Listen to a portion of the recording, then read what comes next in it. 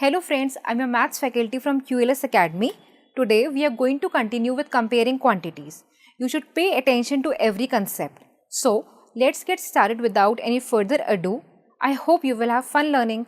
The first concept for today's class is finding increase or decrease percent. हम अपनी daily life में ऐसा सुनते हैं कि there is a 20% off on the market prices या फिर 15% hike in the price of petrol, but हम ये समझ नहीं पाते हैं कि इन स्टेटमेंट्स का एक्चुअली मतलब क्या है. To understand this, let us consider an example. The price of a scooter was ₹34,000 last year. It has increase by 20% this year. What is the price now? मतलब एक स्कूटर है जिसका प्राइस 2018 में ₹34,000 था एंड अब 2019 में उसका प्राइस 20% इंक्रीज हो गया. तो हमको ये निकालना है कि अब उसका प्राइस क्या होगा, मतलब न्यू प्राइस क्या होगा. इस क्वेश्चन को हम दो अलग अलग तरह से सॉल्व करेंगे. फर्स्ट मेथड ये है कि पहले हम इंक्रीज इन द प्राइस निकालेंगे विच इज़ 20% ऑफ ₹34,000 एंड फिर न्यू प्राइस फाइंड करेंगे.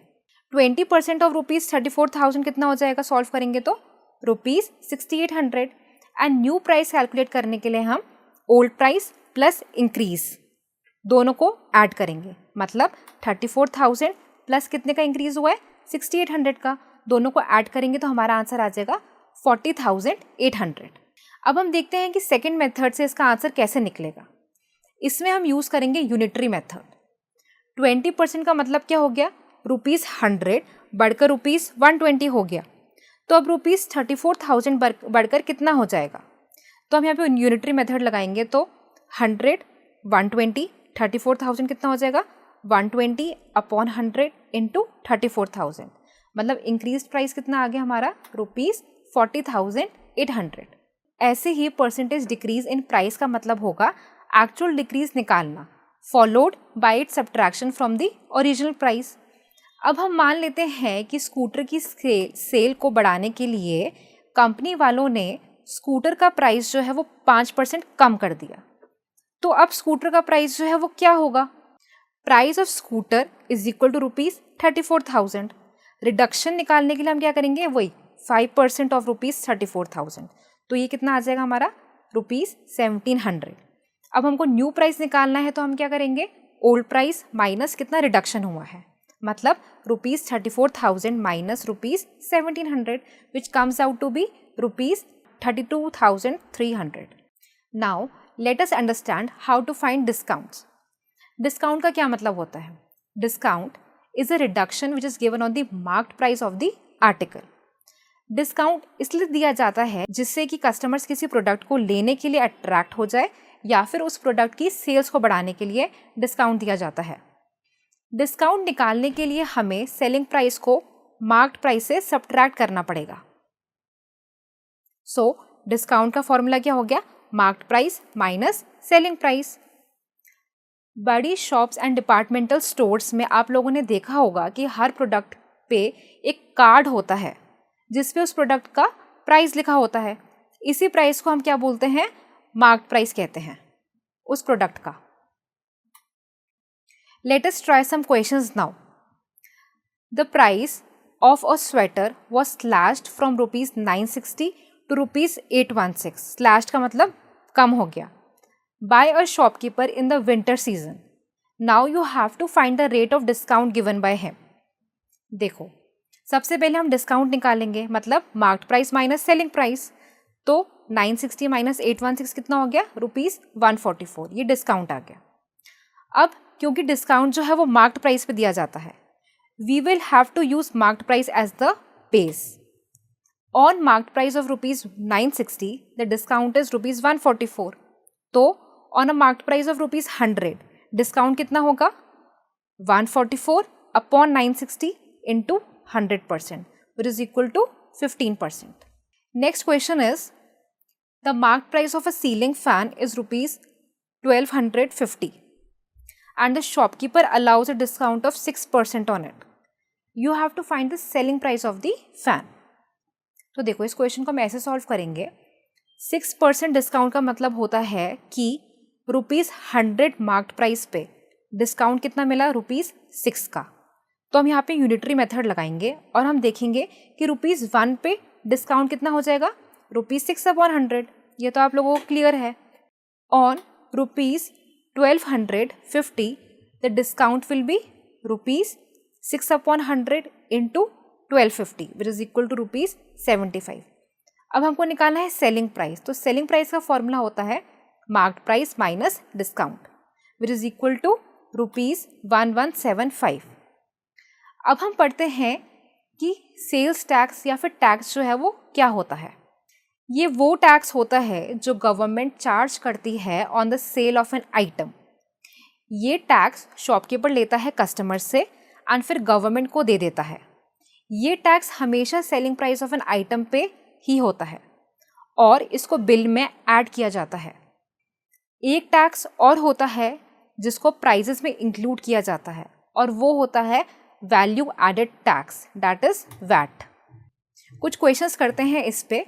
पहला क्वेश्चन है हमारा, the cost of a TV set at a showroom was ₹36,500।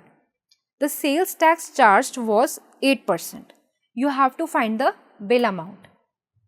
तो देखो टीवी की कॉस्ट कितनी गिवन है हमें, ₹36,500। अब हम सबसे पहले सेल्स टैक्स निकालेंगे।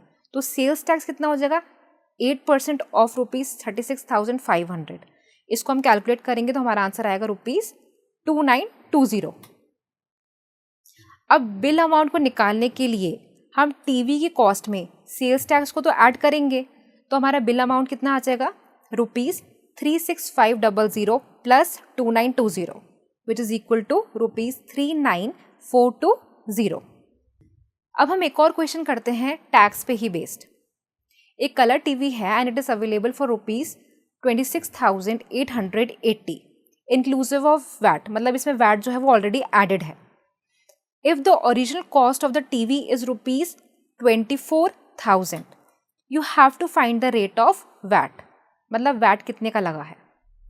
मान लेते हैं कि रेट ऑफ द वैट जो है वो X% है क्योंकि ये गिवन नहीं है हमको। तो हमारी इक्वेशन क्या बन जाएगी, 24,000 plus X% of 24,000 is equal to 26,880। इसको जब हम सॉल्व करेंगे तो लास्ट में हमारी x की जो वैल्यू है वो आ जाएगी 12 और ये 12 क्या आ गया हमारा, ये रेट ऑफ वैट आ गया। अब देखो जब हम कोई आर्टिकल खरीदते हैं तो कुछ एडिशनल चार्जेस भी लगते हैं उसको खरीदने से पहले या फिर बेचने के बाद। ये एक्सपेंसेस जो हैं ये कॉस्ट प्राइस में इंक्लूड किए जाते हैं। इन एक्सपेंसेस को ओवरहेड चार्जेस कहा जाता है। इस टाइप का हम एक क्वेश्चन करते हैं, Mohanlal purchased an old scooter for ₹12,000 and he spent ₹2850 on its overhauling. Overhauling मतलब रिपेयर पे। Then he sold it to his friend Sohan for ₹13,860। How much did he gain और लॉस। तो देखो यहाँ पे हमें कॉस्ट प्राइस जो है वो स्कूटर का कितना दिया है, ₹12,000 और ओवरहेड कितने लगे हैं, मतलब कितना खर्चा लगा है, 2850 का। तो टोटल कॉस्ट प्राइस निकालने के लिए हम कॉस्ट प्राइस के अंदर ये ओवरहेड चार्जेस को ऐड कर देंगे तो हमारा आंसर आ जाएगा ₹14,850 और सेलिंग प्राइस क्वेश्चन में गिवन है कितना है, 13,860। अब क्योंकि जो सेलिंग प्राइस है वो कॉस्ट प्राइस से कम है, इसका मतलब मोहन को लॉस हुआ है। और लॉस कैसे निकालते हैं हम, cost price minus selling price से। तो हमारा लॉस आ जाएगा ₹990। अब लॉस परसेंट निकालना है तो लॉस परसेंट का एक फॉर्मूला होता है, that is loss upon CP into 100। तो लॉस परसेंट के फॉर्मूले में हम सारी वैल्यूज पुट करेंगे तो हमारा लॉस परसेंट आ जाएगा 6/2/3%। एक और क्वेश्चन करते हैं हम, वो है Manohar purchased 2 handbags for ₹1,500 each. He sold these bags gaining 8% on one and losing 4% on the other. Find his gain और loss percent in the whole transaction. अब देखो 2 हैंडबैग्स है, पहले हम फर्स्ट हैंडबैग की बात करते हैं। CP of the first handbag कितना है, ₹1,500 एंड गेन कितना है, इस पे 8% का गेन है। तो सेलिंग प्राइस हम निकालेंगे फर्स्ट हैंडबैग का, तो इसका फॉर्मूला क्या होता है, 100 plus gain percent upon 100 into CP। सारी वैल्यूज हम इस फॉर्मूले में पुट करेंगे तो हमारा SP जो है वो कितना आ जाएगा, ₹1620। ठीक है, अब हम सेकेंड हैंड बैग पे आते हैं। सेकेंड हैंड बैग का कॉस्ट प्राइस कितना है, ₹1500, और इस पे लॉस कितना है, 4% का। तो हम यहाँ से अब सेलिंग प्राइस निकालेंगे सेकेंड हैंड बैग का। तो यहाँ पे सेलिंग प्राइस का फॉर्मूला क्या हो जाएगा, 100 minus loss percent upon 100 into CP। सारी वैल्यूज इस फॉर्मूले में पुट करेंगे तो हमारा SP of the second hand bag आ जाएगा ₹1440। अब हम क्या करेंगे, दोनों हैंड बैग्स का CP को प्लस करेंगे तो हमारे पास टोटल CP आ जाएगा, तो वो आ जाएगा ₹3000, और दोनों के SP को ऐड करेंगे तो हमारे पास टोटल SP आ जाएगा हैंड बैग्स का, तो वो कितना हो जाएगा, ₹3060। सिंस यहाँ पे SP जो है वो CP से बड़ा है तो मतलब क्या हुआ, गेन हुआ इन द होल ट्रांजैक्शन। और गेन निकालने के लिए हम क्या करते हैं, SP माइनस CP, तो गेन आ जाएगा हमारा ₹60। और गेन परसेंट निकालना है तो 60 upon 3000 into 100 which is equal to 2%. So friends, this is it for this session. We learned how to find the increase or decrease in percent, and we practiced some numericals on discount, tax, selling price and cost price. So I hope you had fun learning. For any queries or information, you may visit the link given below. Thank you.